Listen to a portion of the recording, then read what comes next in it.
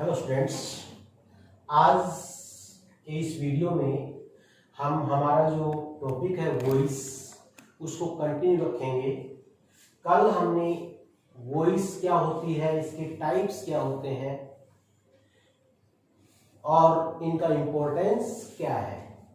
आज हम पढ़ेंगे कि वॉइस चेंज किस प्रकार करते हैं। हमने दो प्रकार की वॉइस पढ़ी, एक्टिव वॉइस और पैसिव वॉइस।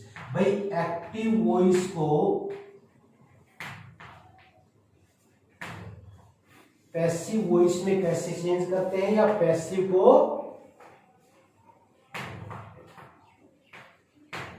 एक्टिव में कैसे चेंज करते हैं। भाई हमारे पास एक्टिव वॉइस है तो उसको पैसिव में किस प्रकार चेंज करेंगे और पैसिव वॉइस है तो उसको एक्टिव में किस प्रकार चेंज करेंगे। हमारे पास सेंटेंसेस ज्यादातर एक्टिव वॉइस में होते हैं और हमें चेंज करने के लिए कहा जाता है पैसिव वॉइस में। भाई एक्टिव से पैसिव बनाते समय हमें किन किन बातों का ध्यान रखना चाहिए। इसमें वॉइस में हमें देख लेना है कि जब भी हमारे पास कोई सेंटेंस आ रहा है तो एक्टिव वॉइस के अंदर जो सेंटेंस स्ट्रक्चर है वही सेंटेंस स्ट्रक्चर पैसिव वॉइस में होगी। और सबसे पहले जैसे भाई आप डॉक्टर के पास जाते हैं तो वो जाते ही आपको दवाई दे देता है, नहीं, वो पूरा आपकी जांच करता है कि क्या चीज, किस चीज की कमी है, क्या इसमें रोग है। इस प्रकार हमारे पास जब एक्टिव वॉइस का कोई सेंटेंस आता है तो हम उसको पूरे को देखते हैं, उसकी स्ट्रक्चर को देखते हैं कि इसमें सब्जेक्ट क्या है, हेल्पिंग वर्ब क्या है, वर्ब क्या है, ऑब्जेक्ट क्या है। और भाई सबसे ज्यादा महत्वपूर्ण उसमें क्या है, सब, क्योंकि इसमें तीन चीजें हैं भाई, सब्जेक्ट, वर्ब और ऑब्जेक्ट। ये सबसे तीन महत्वपूर्ण है, इन तीनों पे ही पूरी वॉइस चलती है। जैसे he eats an apple, he eats an apple. भाई हमारे पास सेंटेंस आया तो सबसे पहले हमने ये देखा कि इसमें सब्जेक्ट क्या है, वर्ब क्या है और ऑब्जेक्ट क्या है। तो पहला हमारा स्टेप क्या हुआ कि किसी भी सेंटेंस के अंदर हम ये फाइंड आउट करेंगे कि उसमें सब्जेक्ट क्या है और ऑब्जेक्ट क्या है, क्योंकि हमारा जो पहला स्टेप होता है वो ऑब्जेक्ट को सब्जेक्ट के रूप में प्रयोग करना होता है। भाई ऑब्जेक्ट को सब्जेक्ट बनाएंगे, सब्जेक्ट के रूप में प्रयोग करेंगे। फिर अब देखो भाई एक्टिव वॉइस के अंदर या हमने जब टेंसेस पढ़े तो दो टेंसेस के अफर्मेटिव सेंटेंसेस थे जिनमें हेल्पिंग वर्ब नहीं थी। उसके लिए थोड़ा सा डिटेल में जाने के लिए आप टेंसेस का जो uses of helping verbs and verbs का जो हमारा टॉपिक है वो आप जरूर देखें, उससे आपको अच्छी तरह से समझ में आ जाएगा कि किन में हेल्पिंग वर्ब है और किन में हेल्पिंग वर्ब नहीं है। तो ये दो प्रेजेंट इंडेफिनिट और पास्ट इंडेफिनिट टेंस, तो के अफर्मेटिव सेंटेंसेस में हमें हेल्पिंग वर्ब नहीं मिल रही, लेकिन पैसिव वॉइस में हर एक टेंस जो सेंटेंस होगा एक्टिव से पैसिव बनाएंगे। जैसे an apple is eaten by him,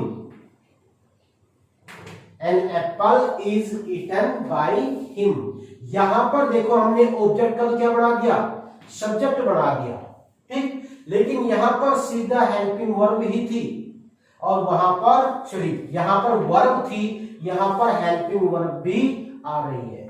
तो इसका मतलब हर एक पैसिव वॉइस के अंदर जो अफर्मेटिव सेंटेंसेस जो उसमें सब्जेक्ट के बाद क्या हुई, हेल्पिंग वर्ब, जहां फिर उसके बाद में क्या हुई, वर्ब की थर्ड फॉर्म हुई और फिर हमने बाई प्लस फ्रेज लगाया। तो पहला स्टेप हुआ ऑब्जेक्ट से सब्जेक्ट बनाना, फिर उसके बाद में हमने क्या किया भाई, हेल्पिंग वर्ब का प्रयोग किया। अब दूसरा स्टेप ये होगा कि हेल्पिंग वर्ब का प्रयोग किस प्रकार करते हैं। भाई कहां पर किस हेल्पिंग वर्ब का प्रयोग करेंगे वो हम पढ़ेंगे। तो दो बातें हुई, ऑब्जेक्ट का सब्जेक्ट बनाया, हेल्पिंग वर्ब का प्रयोग किया।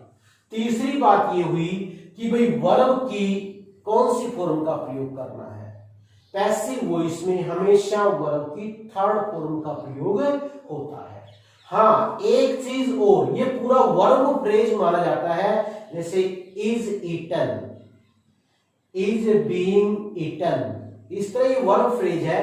तो यहां पर हमें कुछ सेंटेंसेस में इज एम आर या वाज वर जो या हैज है उनके बाद में, जैसे इज एम आर के बाद बी, ठीक, बीइंग, और वाज के बाद बीइंग, और हैज के बाद बीन। इसका मतलब बी, बीइंग या बीन भी उसमें मिलेगा उस वर्ब फ्रेज के अंदर। तो दूसरा स्टेप क्या हुआ कि हमें किस हेल्पिंग वर्ब का प्रयोग करना है, ठीक है, और वर्ब की हमेशा थर्ड फॉर्म का प्रयोग करना है। और वर्ब वाले फ्रेज के अंदर क्या हमें बी, बीइंग या बीन का प्रयोग करना है या नहीं करना, वो उस सेंटेंस के आधार पे हम देखेंगे, ठीक है। उसके बाद में अगला स्टेप हमारा क्या हुआ कि बाई हिम, बाई हिम, इसका मतलब लास्ट में यानी के द्वारा, के द्वारा, तो बाई फ्रेज, बाई फ्रेज ना, बाई के बाद ऑब्जेक्ट होगा या कोई नाउन होगा या नाउन फ्रेज होगा, जैसे बाई मैनी स्टूडेंट्स, ठीक। तो ये बाई फ्रेज हुआ। तो पहला हुआ कि हमने ऑब्जेक्ट फाइंड आउट किया, ऑब्जेक्ट को सब्जेक्ट बनाया। दूसरा स्टेप हुआ हमने हेल्पिंग वर्ब का प्रयोग किया और उसके साथ यदि बी, बीइंग और बीन लगना था तो उसका प्रयोग किया, और उसके बाद वर्ब की थर्ड फॉर्म, और फिर हमने सब्जेक्ट का ऑब्जेक्ट बना दिया, ऑब्जेक्ट के रूप में प्रयोग किया। तो ही, यहां पर बाई हिम, इसका मतलब क्योंकि कर्ता के रूप में ही होता है, सब्जेक्ट के रूप में ही होता है, लेकिन ऑब्जेक्ट के रूप में क्या होगा, हिम। इसी प्रकार कर्ता के रूप, सब्जेक्ट के रूप में आई है, ऑब्जेक्ट के रूप में है क्या, मी। तो ये बात भी हमें ध्यान रखनी है कि जब यहां पर, जैसे यहां पर मी, जैसे ही एडवाइजेज मी, ही एडवाइजेज मी, जब इस मी को ऑब्जेक्ट से सब्जेक्ट में लेकर आएंगे तो क्या करेंगे, आई। तो भाई अब पहला स्टेप क्या हुआ, ऑब्जेक्ट से सब्जेक्ट बनाना, ऑब्जेक्ट से सब्जेक्ट बनाना। तो उसमें भाई नाउन है तो हम उस नाउन को वैसे की वैसे उठा लेंगे। ऑब्जेक्ट को हमने सब्जेक्ट में चेंज करते समय भाई नाउन है तो उस नाउन को हम उठा लेंगे। अब इसके लिए हमें दो तीन बातें ध्यान रखनी पड़ेंगी कि भाई ये ऑब्जेक्ट हमें कहां मिलेगा, कैसे मिलेगा। यानी कि एक तो मान लेते हैं कॉमन सी है, जब हमें एक्टिव से पैसिव में दिया जाता है तो वर्ब के बाद ज्यादातर ऑब्जेक्ट होता है, लेकिन वो कोई ज्यादा हमारा विश्वसनीय नहीं है। तो इससे बेटर क्या हो भाई, इससे बेटर ये हो कि हम उस सेंटेंस के अंदर व्हाट और व्हाट या whom यदि ये रख दें, इनका उत्तर हमें मिल जाए तो वो उसके अंदर ऑब्जेक्ट होगा। एक बात। दूसरी बात कि भाई ऑब्जेक्ट को जब लेके आए तो क्या उसको हमेशा वैसे की वैसे रख लें। भाई कोई नाउन है तो उस नाउन को तो वैसे की वैसे रखना है, लेकिन प्रोनाउन में वो किस में मिलेगा हमें, ऑब्जेक्टिव केस में। जैसे भाई आई है तो वो ऑब्जेक्ट के रूप में क्या मिलेगा, मी, और ही है तो यहां पर ऑब्जेक्ट के रूप में क्या मिलेगा, हिम। सी है तो हर, दे है तो देम, और वी है तो अस। यू का यू होता ही है। तो यहां पर देखो ऑब्जेक्ट के रूप में क्या बनेगा, मी। तो इसका मतलब जब हम पैसिव वॉइस बनाएंगे तो उस मी को, यहां पर मी है तो ये क्या हुआ, मी का हमने बना दिया आई।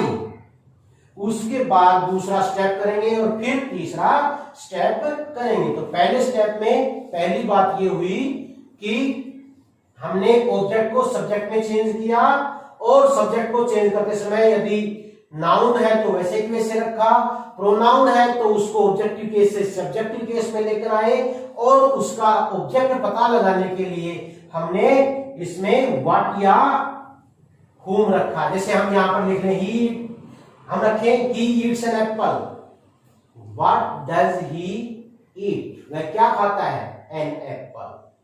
he advises me, वह मुझे सलाह देता है, किसे सलाह देता है, मुझे, तो यहां पर ऑब्जेक्ट क्या हुआ, मी। तो इस प्रकार पहला हुआ कि ऑब्जेक्ट को सब्जेक्ट में चेंज करें। भाई दूसरा स्टेप हमें क्या करना है कि भाई हेल्पिंग वर्ब का प्रयोग करना है। वो किस प्रकार से करना है, जैसे भाई एक वर्ब होती है बी, बी वर्ब, तो first form, second form, third form और वर्ब प्लस आईएनजी फॉर्म, यही है ना। तो भाई फर्स्ट फॉर्म, वैसे बी का अर्थ क्या होता है, इज एम आर, क्या होता है, इज एम आर, ठीक। इसका मतलब एक्टिव वॉइस में बी है, यानी कि फर्स्ट फॉर्म है, या डू या डज है, तो पैसिव वॉइस में इज एम आर। यदि एक्टिव वॉइस में सेकंड फॉर्म है तो उसकी पैसिव वॉइस बनाते समय क्या हो जाएगा, वाज या वर, क्योंकि बी की सेकंड फॉर्म क्या होती है, वाज या वर। और थर्ड फॉर्म कहां होगी, आपको पता है कि हैज, हैव, हैड या विल हैव, शैल हैव, उनके बाद में कौन सी फॉर्म आती है, थर्ड। और यहां पर बी की थर्ड फॉर्म क्या है, बीन,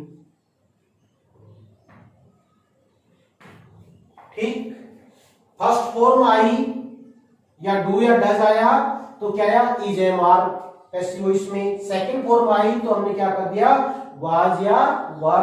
और थर्ड फॉर्म जो कि तीनों परफेक्ट टेंस में आती है, तो has been, have been, had been,